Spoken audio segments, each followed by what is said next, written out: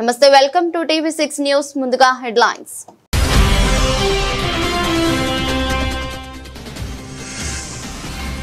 ద్వైపాక్షిక వాణిజ్య ఒప్పందంపై నేడు భారత్ అమెరికా చర్చలు. వాషింగ్టన్ కు చేరుకున్న వాణిజ్య మంత్రి పీయూష్ గోయల్.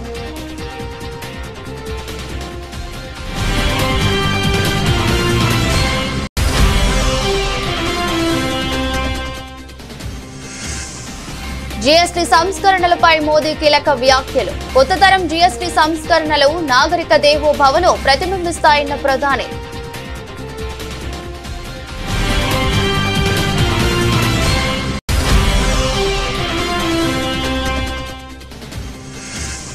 ప్రధాని మోదీ నాయకత్వంపై రక్షణ మంత్రి రాజ్నాథ్ సింగ్ పూర్తి విశ్వాసం. 2047 స్వాతంత్ర శతాబ్ది వేడుకల తర్వాతే మోదీ రిటైర్ అవుతారని ప్రకటన.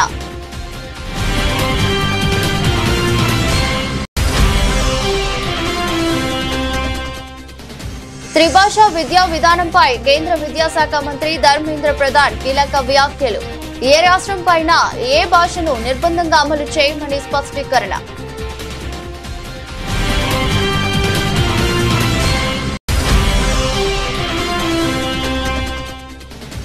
నేటి నుంచి ఇంద్రకీలాద్రిపై దసరా నవరాత్రులు. బాల త్రిపుర సుందరిగా దుర్గమ్మ తొలి దర్శనం. భక్తుల భద్రత కోసం ఏడాది సరికొత్త ఫ్రేమ్ మోడల్ క్యూ లైన్లో.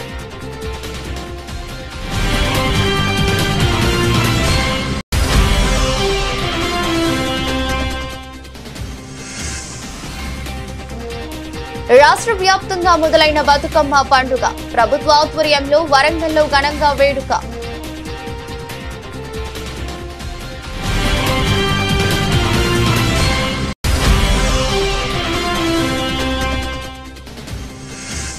జీఎస్టీ 2.0 ప్రధాని మోదీకి అభినందనలు తెలిపిన సీఎం చంద్రబాబు. ఇది సాహసోపేతమైన దూరదృష్టి గల సంస్కరణ అని చంద్రబాబు ప్రశంస.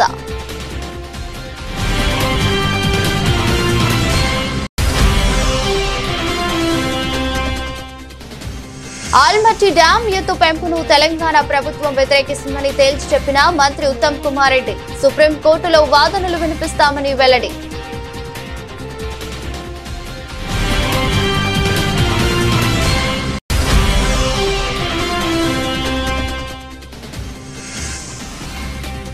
తిరుమల పరకామణిలో చోరీ ఆరోపణలను ఖండించిన భూమన.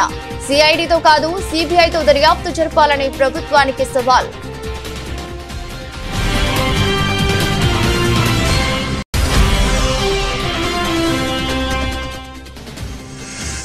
చింతమడక బతుకమ్మ వేడుకల్లో భావోద్వేగానికి లోనైన ఎమ్మెల్సీ కవిత. తనని కుటుంబం నుంచి దూరం చేసిన వారిని వదిలిపెట్టనని హెచ్చరిక.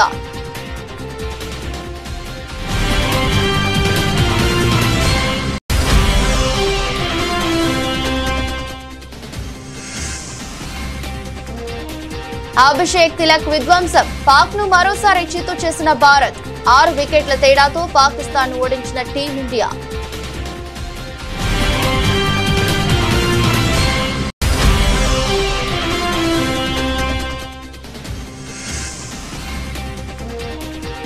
అభిమానులకు మోహన్ లాల్ థ్రిల్లింగ్ న్యూస్. ఇక దృశ్యం 3 షురూ.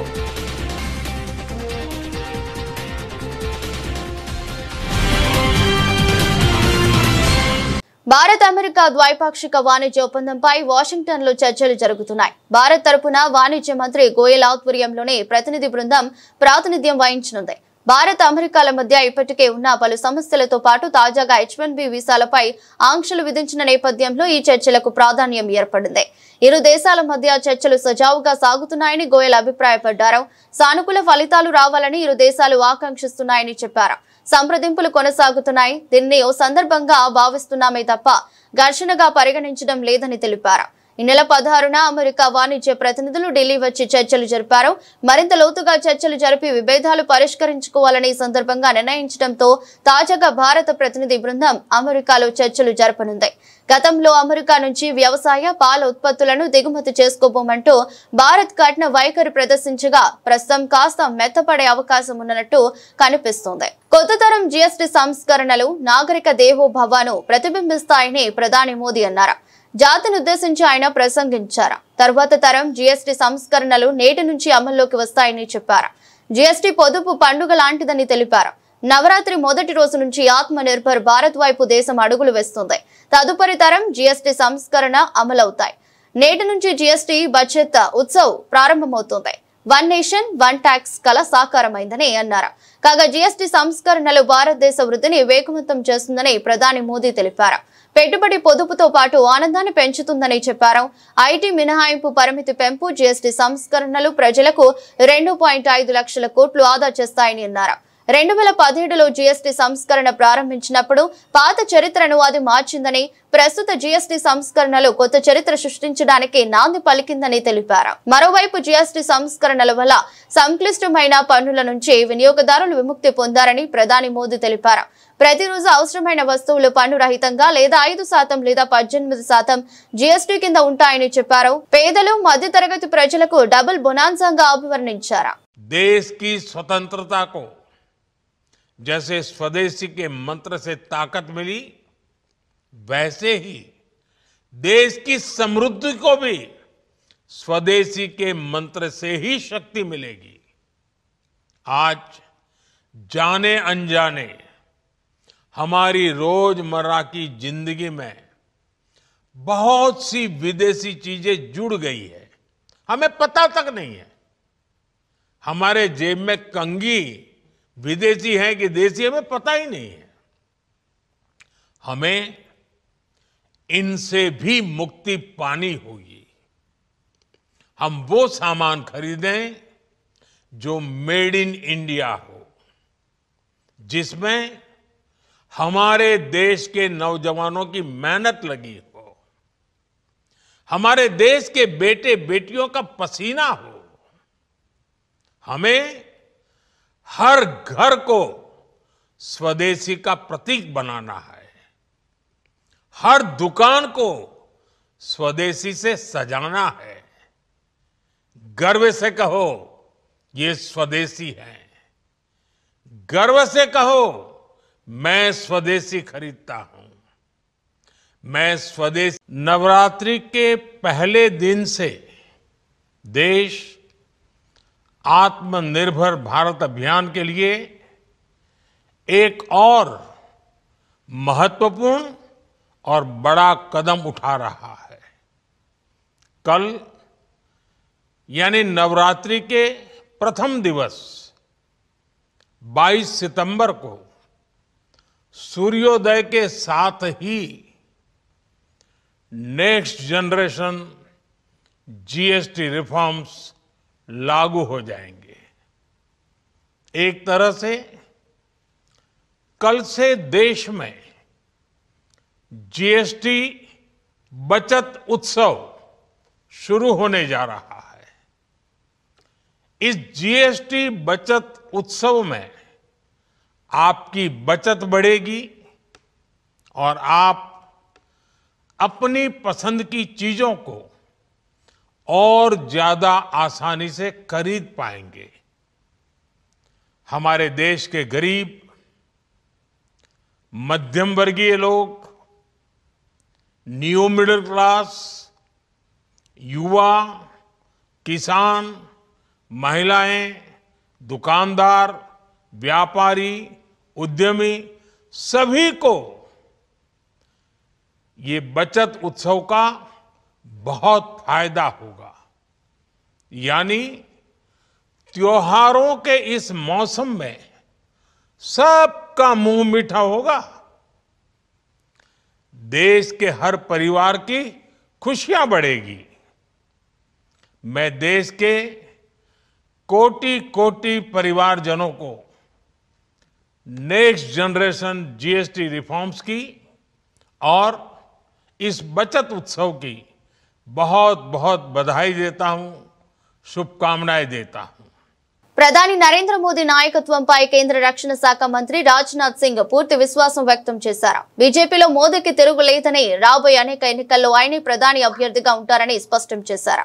2047లో దేశ స్వాతంత్ర శతాబ్ది ఉత్సవాలు ముగిసిన తర్వాతే మోదీ రాజకీయాల నుంచి తప్పుకుంటారని రాజ్నాథ్ కీలక వ్యాఖ్యలు చేశారు. సమీప భవిష్యత్తులో ప్రధానమంత్రి పదవికి ఎలాంటి ఖాళీ ఏర్పడదు. రాబోయే 2029, 2034, 2039, 2044 ఎన్నికల్లో కూడా నరేంద్ర మోదీయే మా పార్టీ తరపున ప్రధాని అభ్యర్థిగా ఉంటారా? 2047లో స్వాతంత్ర శతాబ్ది వేడుకలు ముగిసాకే ఆయన రిటైర్ అవుతారు అని తేల్చి చెప్పారు. 1980 నుంచి తనకు మోదీతో సన్నిహిత సంబంధాలు ఉన్నాయని రాజ్నాథ్ గుర్తు చేసుకున్నారు. ప్రజలతో సులభంగా కలిసిపోయే అరుదైన సామర్థ్యం మోదీ సొంతమని ప్రశంసించారు.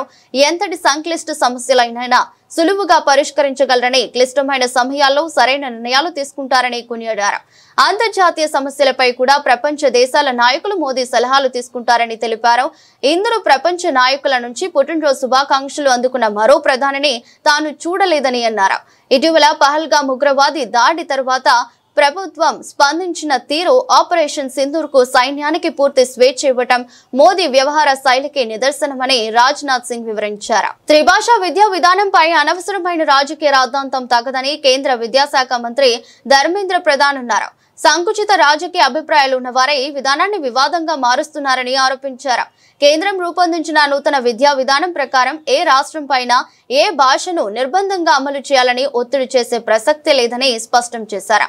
అన్ని రాష్ట్రాలు నూతన విద్యా విధానాన్ని అమలు చేస్తున్నాయని, తమిళనాడు ప్రభుత్వం మాత్రం తీవ్ర నిరసన ప్రకటిస్తూ ద్విభాషా విద్యా విధానానికే కట్టుబడి ఉంటామని మొండి వైఖరిని అవలంబిస్తోందని ఆరోపించారు. త్రిభాషా విధానంతో వచ్చిన సమస్య ఏమిటని ప్రశ్నించారు. ఐఐటి మద్రాసులో దక్షిణాపథ్ సమ్మిట్ పేరుతో ఏర్పాటైన సదస్సులో ఔత్సాహిక యువ పారిశ్రామికవేత్తలు ఐఐటిఎం ఫర్ ఆల్ పథకం కింద 4 ఏళ్ల ఆన్లైన్ బిఎస్ కోర్సులో చేరిన గ్రామీణ, పేద, దివ్యాంగ విద్యార్థులతో ఆయన భేటీ అయ్యారు. ఈ సందర్భంగా మీడియాతో మాట్లాడుతూ తమిళనాడుకు సమగ్ర శిక్ష అభియాన్ నిధుల నిలిపివేతపై తాను 2 ఏళ్లుగా ఆ రాష్ట్ర ప్రభుత్వ ప్రతినిధులతో మాట్లాడుతూనే ఉన్నానని చెప్పారు. దేశంలోని అన్ని రాష్ట్రాలు జాతీయ విద్యా విధానాన్ని అవలంబిస్తుండగా తమిళనాడు మాత్రం ద్విభాషా విద్యా విధానానికే కట్టుబడి ఉంటామని రాజకీయ రాద్ధాంతం చేయడం తగదన్నారు. తమిళనాడులోని పాఠశాలల్లో తెలుగు, ఉర్దూ, మలయాళం సహా పలు ప్రాంతీయ భాషలు నేర్పుతున్నప్పుడు త్రిభాషా విధానం వద్దనే ప్రభుత్వం మొండిగా వ్యవహరించడం భావ్యమేనా అని ప్రశ్నించారు. For communication we may have learned many languages. We may learn English, no problem. We may learn Mandarin. We may learn Hebrew. If you have to go to DefTech to tie up with some Israel company, we have to learn Hebrew. So there is no problem in learning multi-language. I would like to learn Tamil because Tamil is a vibrant thinking society where Sangam literature is mentioned, Tirukkural is written, and a very vibrant and agrarian economy. Innovative economy, innovative populations are there. I have to learn Tamil.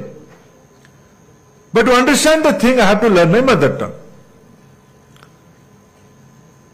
To analyze the problem, to find out solution, I have to understand the challenge. I have to find out the problems. I have to find out the solutions.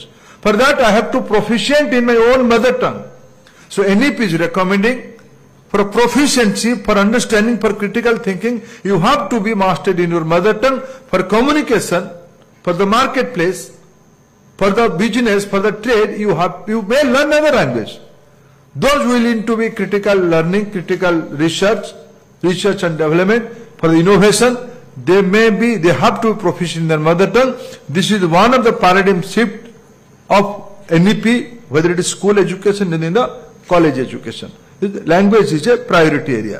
Vijayawada ఇంద్రకీలాద్రిపై దేవి శరన్నవరాత్రి మహోత్సవాలు సందడి మొదలైంది. ఈ రోజు నుంచి 11 రోజుల పాటు అత్యంత వైభవంగా జరగనున్న ఈ వేడుకలకు అధికారులు అన్ని ఏర్పాట్లు పూర్తి చేశారు.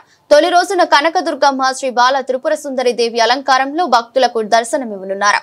ఉదయం 8 గంటల నుంచి 8:30 మధ్య భక్తులకు దర్శనానికి అనుమతిస్తారు. రాష్ట్ర దేవాదాయ శాఖ మంత్రి ఆనం రామనారాయణ రెడ్డి, హోంమంత్రి వంగలపూడి అనిత ఉత్సవాలను లాంఛనంగా ప్రారంభించి అమ్మవారిని దర్శించుకున్నారు. ఈ సందర్భంగా దాతల సహకారంతో నిర్మించిన నిత్య పూజల మందిరం, 2 యాగశాలను కూడా వారు ప్రారంభిస్తారు. ఈ ఏడాది భక్తుల సౌకర్యానికి భద్రతకు పెద్దపీట వేస్తూ అధికారులు పలు కీలక మార్పులు చేశారు. గతంలో గాయాలకు కారణమవుతున్న ఇనుప కంచెల స్థానంలో ఈసారి సురక్షితమైన ఫ్రేమ్ మోడల్ క్యూ లైన్లను ఏర్పాటు చేశారు. అత్యవసర పరిస్థితుల్లో భక్తులు బయటకు వచ్చేందుకు వీలుగా ప్రతి 50 మీటర్లకు ఎమర్జెన్సీ గేట్ ను అమర్చారు. ఆ ద్వారానికి ఎరుపు రంగు వేసి ప్రత్యేక బోర్డులతో స్పష్టంగా గుర్తించేలా చర్యలు తీసుకున్నారు. ఈ నవరాత్రుల్లో 500 ప్రత్యేక దర్శనం టికెట్లను కూడా రద్దు చేసి కేవలం 300 రూపాయలు, 100 రూపాయలు ఉచిత దర్శన క్యూలను మాత్రమే అందుబాటులో ఉంచారు.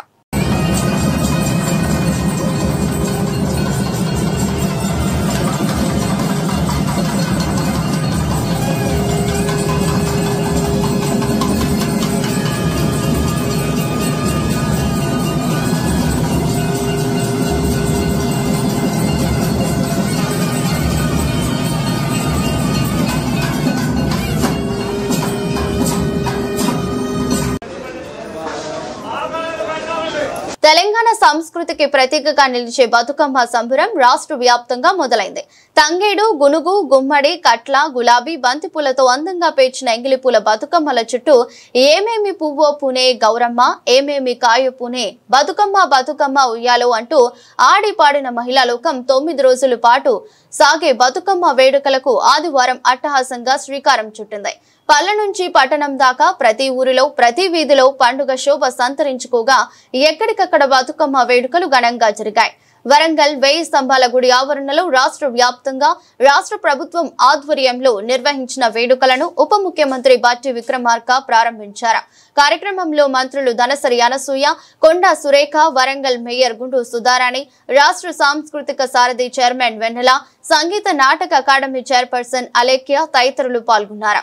1000 స్తంభాల గుడి వద్దకు బతుకమ్మలతో వచ్చిన మంత్రులు సీతక్క, సురేఖ ఆ తర్వాత మహిళలతో కలిసి కాసేపు బతుకమ్మ ఆడారు. 1000 స్తంభాల గుడి పరిసరాలు జనసంద్రాన్ని తలపించాయి.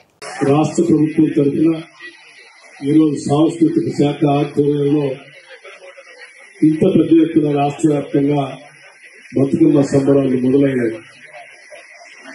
గౌరవ రాష్ట్ర ముఖ్యమంత్రి వర్యులు శ్రీ రేవంత్ రెడ్డి గారు బతుకమ్మ పండుగ సందర్భంగా రాష్ట్ర ప్రజలందరికీ కూడా సుఖ సంతోషాలతో ఉండాలని, ముఖ్యంగా మహిళలు ఈ బతుకమ్మ పండుగ ద్వారా రాష్ట్ర ప్రజలందరికీ కూడా ఆరోగ్యాన్ని అట్లాగే సంపదను తీసుకుని రావటం కోసం ఈ 9 రోజులు అమ్మవారి గౌరీ అమ్మవారిని ఆరాధిస్తూ ప్రకృతిలో దొరికే పువ్వులన్నింటినీ చేర్చి పేర్చి మీరు చేసేటువంటి ఈ పూజా కార్యక్రమం ద్వారా రాష్ట్ర ప్రజలందరికీ కూడా ఆరోగ్యం, ఐశ్వర్యం ఉండేటట్టుగా మీరు చేసేటువంటి ఈ కార్యక్రమం, ఈ బతుకమ్మ సంబరాలు పెద్ద ఎత్తున ఫలవంతం కావాలని మనస్ఫూర్తిగా రాష్ట్ర ప్రభుత్వం తరఫున అమ్మవారు భద్రకాళి వారిని ఈరోజు 1000 స్తంభాల గుడి సందర్భంగా ఈ ప్రాంతం నుంచి వేడుకుంటారు.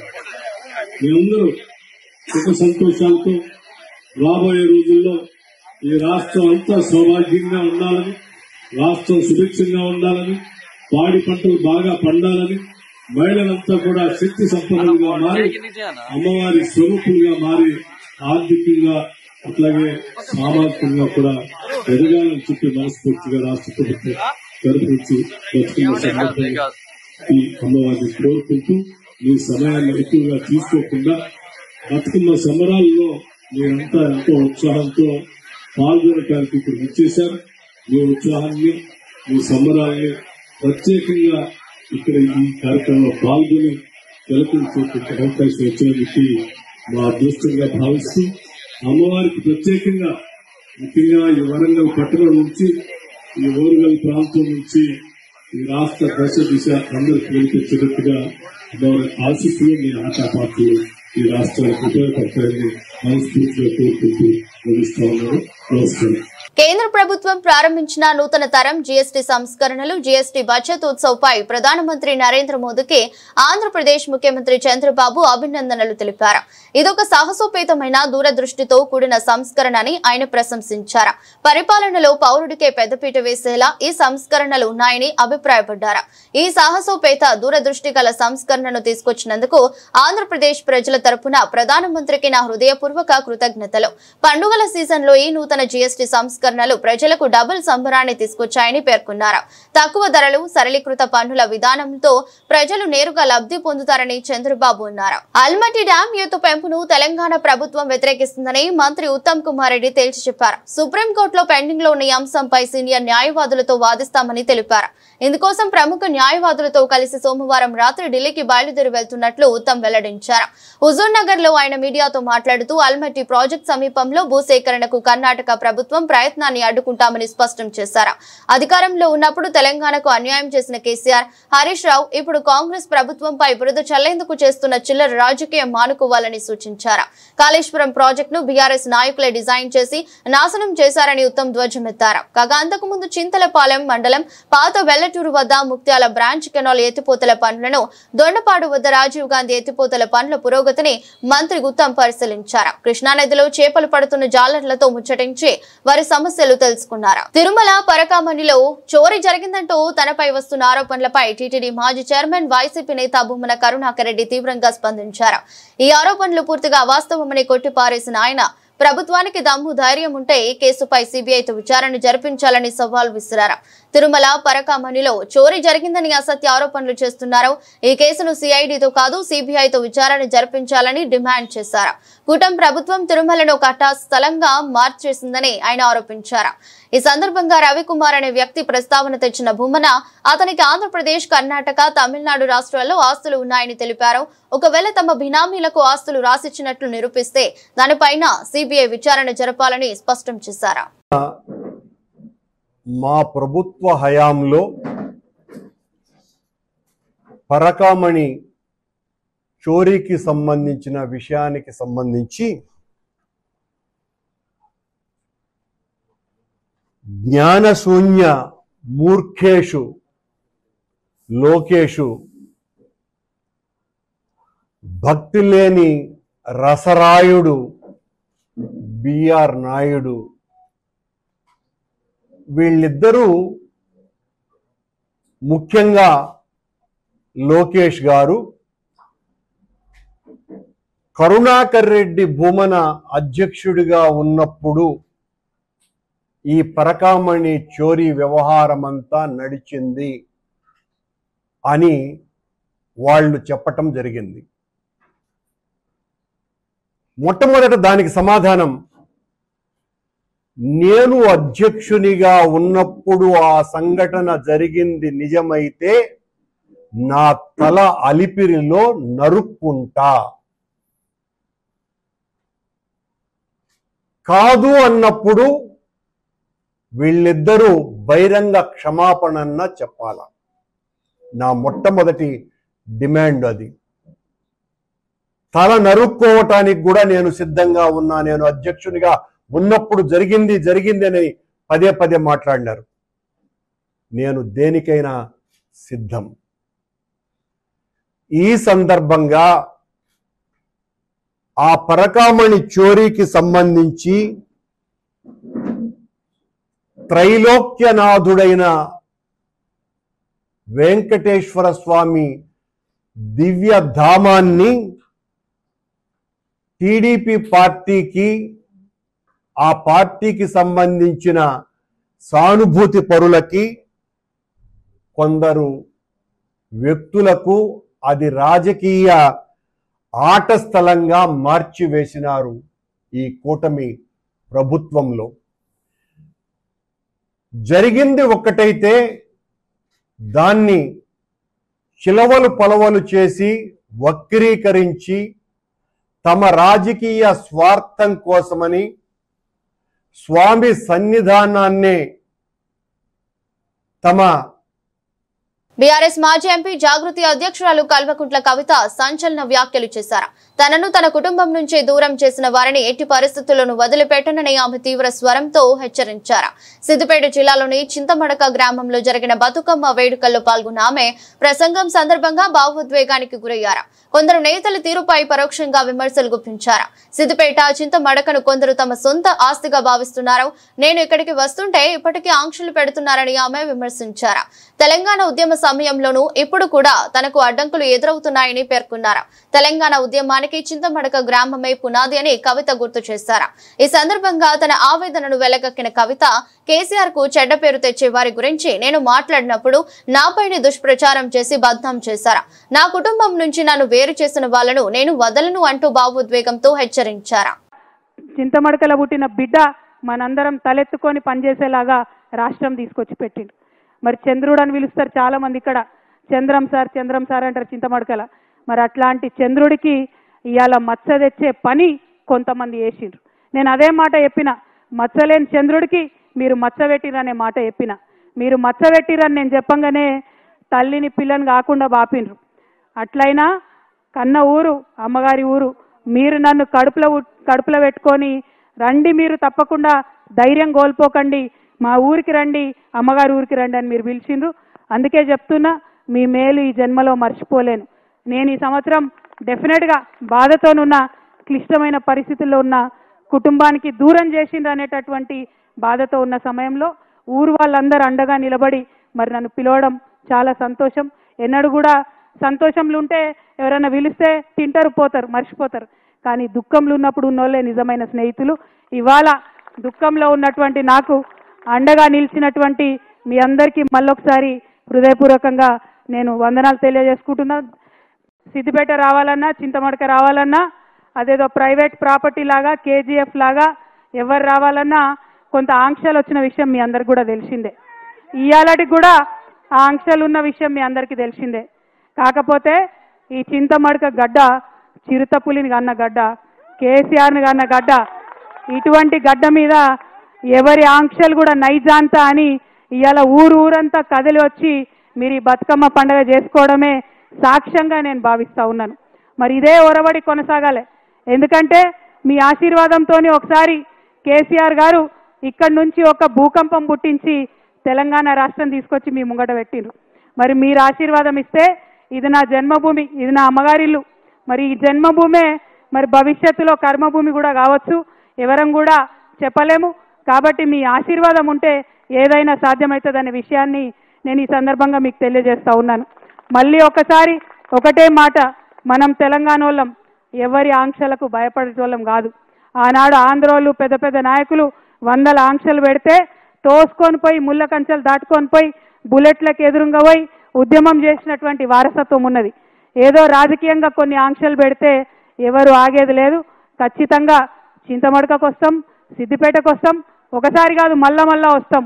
ఆంక్షలు పెడితే ఇంకా ఎక్కువ సార్లు వస్తాం. ఆసియా కప్ సూపర్ 4 దశను భారత జట్టు విజయంతో ఆరంభించింది. లీగ్ దశలో 7 వికెట్ల తేడాతో పాకిస్తాన్ ఓడించిన టీమిండియా ఈసారి కూడా అదే ఫలితాన్ని రాబట్టింది. అభిషేక్ శర్మ మెరుపు అర్ధ శతకంతో రెచ్చిపోగా శుభ్మన్ గిల్ బౌండరీల మూత మోగించి గట్టి పునాది వేశారు. మిడిల్ ఆర్డర్ విఫలమైన తిలక్ వర్మ సాధికారిక ఇన్నింగ్స్ తో పాక్కు పరాభవం తప్పలేదు. ఆఫ్రిది ఓవర్లో 93 మీటర్ల సిక్సర్ 4 బాదిన తిలక్ జట్టుకు విజయాన్ని అందించారు. మొత్తానికి అభిమానులు కోరుకున్నట్టే దాయాదుల పోరులో మజా వచ్చింది. తదుపరి మ్యాచ్ లో బంగ్లాదేశ్ ను ఢీకొట్టనుంది. సూర్యకుమార్ సేన భారత్ పాకిస్తాన్ మ్యాచ్ మరోసారి ప్రేక్షకులను అలరించింది. లీగ్ దశలో ఏకపక్షంగా గెలుపొందిన టీమిండియాకు 172 పరుగుల లక్ష్యాన్ని విసిరింది. కానీ ఫలితం మాత్రం మారలేదు. భారీ ఛేదనలో పాకిస్తాన్ బౌలర్లను ఊచకోత కోసిన Abhishek Sharma fastest half century బాధిస్తాడు. 24 బంతుల్లోనే అర్ధ శతకం పూర్తి చేసుకున్నాడు. ఆయూబ్ వేసిన 6వ ఓవర్లో అబి ఒక 4, గిల్ 2 బౌండరీలతో 14 రన్స్ పిండుకున్నారు. దాంతో పవర్ ప్లేలో భారత్ వికెట్ కోల్పోకుండా 69 రన్స్ చేసింది. ఆయూబ్ బౌలింగ్ లో మెరుపు బౌండరీతో 24 బంతుల్లోనే హాఫ్ సెంచరీ సాధించాడు లెఫ్ట్ హ్యాండర్. హఫీమ్ బౌలింగ్ లో కళ్ళు చెదిరే సిక్సర్ బాదిన తిలక్ ఆఫ్రిది వేసిన 19వ ఓవర్లో వరుసగా 6-4తో భారత జట్టు 6 వికెట్ల విజయంతో కీలకమయ్యారు. మలయాళం నుంచి వచ్చిన క్రైమ్ థ్రిల్లర్ జోనర్ ప్రాజెక్టులో సస్పెన్స్ థ్రిల్లింగ్ అంశాలలో తెలుగు ప్రేక్షకులకు కట్టిపడేసిన సినిమాల్లో టాప్ లో ఉంటుంది. ఈ క్రైమ్ థ్రిల్లర్ కు జీతు జోసెఫ్ దర్శకత్వం వహించారు. మోహన్ లాల్ మీనా కాంబోలో వచ్చిన ఈ ఫ్రాంచైజీలో దృశ్యం 2 కూడా వచ్చింది. 2 పార్ట్లు బాక్స్ ఆఫీస్ వద్ద బ్లాక్ బస్టర్ హిట్స్ గా నిలిచాయి. ఈ క్రేజీ సినిమాకు ఇక 3వ పార్ట్ కూడా రాబోతుందని తెలిసిందే. మీడియాతో చిట్ చాట్ లో మాట్లాడుతూ దృశ్యం 3 ఎప్పుడు మొదలవుతుందో చెప్పాడు. మరో 2 రోజుల్లో దాదాసాహెబ్ ఫాల్కే అవార్డు అందుకోనున్న నేపథ్యంలో ఈ మూవీ షూటింగ్ రేపటి నుంచి షురూ కానుందని అభిమానులు మూవీ లవర్స్ లో జోష్ నింపాడు. దృశ్యం 3ని తెరకెక్కిస్తున్న ఆశీర్వాద్ సినిమాస్ త్వరలోనే మరిన్ని వివరాలను వెల్లడించనుందని సమాచారం. దృశ్యం 3 అప్డేట్ రావడంతో సుమారు 5 దశాబ్దాలుగా సినీ ప్రయాణాన్ని గుర్తు చేసుకుంటూ పండుగ చేసుకుంటున్నారు మోహన్ లాల్ అభిమానులు. వార్తలు ముగించే ముందు మరోసారి హెడ్లైన్స్.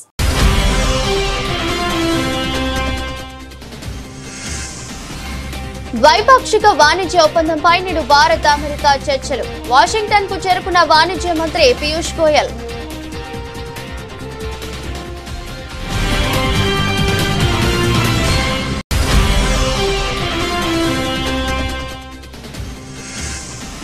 జీఎస్టీ సంస్కరణలపై మోదీ కీలక వ్యాఖ్యలు. కొత్త తరం జీఎస్టీ సంస్కరణలు నాగరిక దేవోభవను ప్రతిబింబిస్తాయన్న ప్రధాని.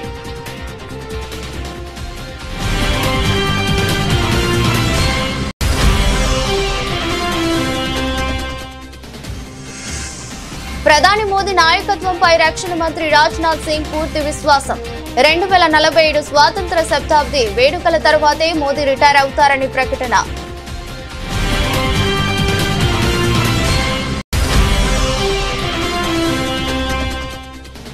త్రిభాషా విద్యా విధానంపై కేంద్ర విద్యాశాఖ మంత్రి ధర్మేంద్ర ప్రధాన్ కీలక వ్యాఖ్యలు. ఏ రాష్ట్రం పైన ఏ భాషను నిర్బంధంగా అమలు చేయమని స్పష్టీకరణ.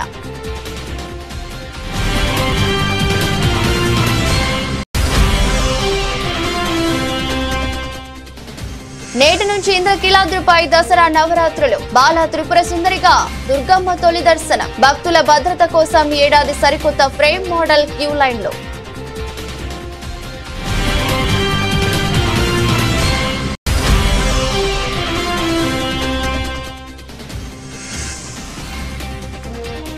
రాష్ట్ర వ్యాప్తంగా మొదలైన బతుకమ్మ పండుగ. ప్రభుత్వ ఆధ్వర్యంలో వరంగల్లో ఘనంగా వేడుక.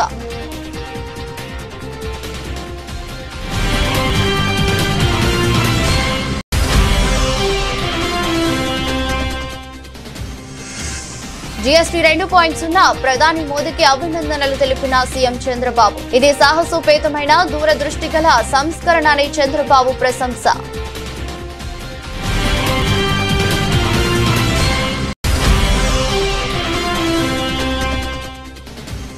ఆల్మట్టి డ్యాం ఎత్తు పెంపును తెలంగాణ ప్రభుత్వం వ్యతిరేకిస్తుందని తేల్చి చెప్పిన మంత్రి ఉత్తమ్ కుమార్ రెడ్డి. సుప్రీంకోర్టులో వాదనలు వినిపిస్తామని వెల్లడి.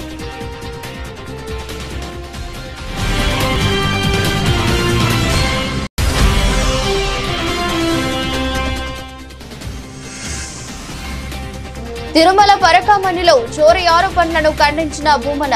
సిఐడితో కాదు సిబిఐతో దర్యాప్తు జరపాలని ప్రభుత్వానికి సవాల్.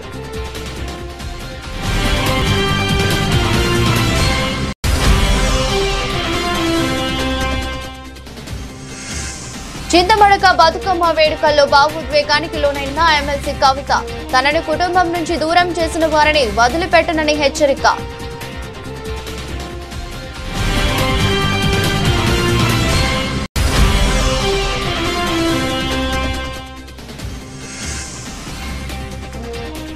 అభిషేక్ తిలక్ విధ్వంసం. పాక్ ను మరోసారి చిత్తు చేసిన భారత్.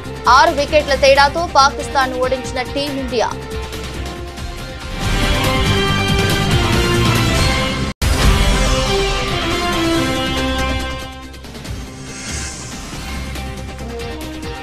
అభిమానులకు మోహన్ లాల్ థ్రిల్లింగ్ న్యూస్. ఇక దృశ్యం 3 షురూ.